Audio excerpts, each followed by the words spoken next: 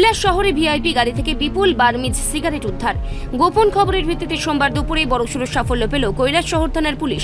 শহরের সাইফন এলাকায় ওত পেতে থাকা পুলিশ ও টিএসআর জওয়ানরা একটি বিলাসবহুল বোলেরো গাড়ি আটক করে তল্লাশি চালায়।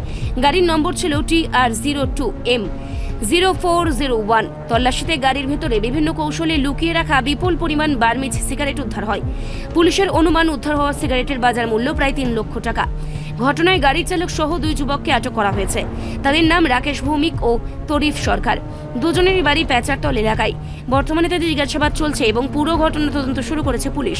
এই প্রসঙ্গে কৈলাস শহর থানার ওসি তাপস মালাকার জানান, বেশ কিছুদিন ধরে প্যাচারতল, পানিসাগর ও কুমারঘাট হয়ে কৈলাস শহর দিয়ে বার্মিজ সিগারেট বাংলাদেশে পাচারের চেষ্টা চলছিল।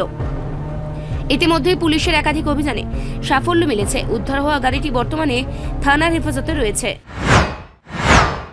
সকালবেলা একটা খবর আসে যে একটা গাড়ি করে কুমারদিক সাইড থেকে একটা বোলেরো গাড়ি আসছে। ওটার মধ্যে সাসপেক্টেড যে এখানে বার্মিজ সিগারেট বন্য কিছু থাকতে পারে। সেই জন্য যে আমাদের অফিসারদের সঙ্গে কথা বলে এবং আমার সোর্সকে অ্যাক্টিভ করি, সেই মোতাবেক আমরা ওইখানে যে সাইফন ব্রিজের সঙ্গে ওই পারে আমরা একটা গাড়ি রাখি এবং আমরা পিছন থেকে আরেকটা গাড়ি ধাওয়া করি। তো ওইখানে গিয়ে আমরা সাইফন ব্রিজে ওই সাসপেক্টের যে গাড়িটা, একটা বোলেরো গাড়ি, এটাকে আটক করি। আটক করার মধ্যে ছিল এখানে ড্রাইভার ছিল এবং সঙ্গে আরেকজন ছিল।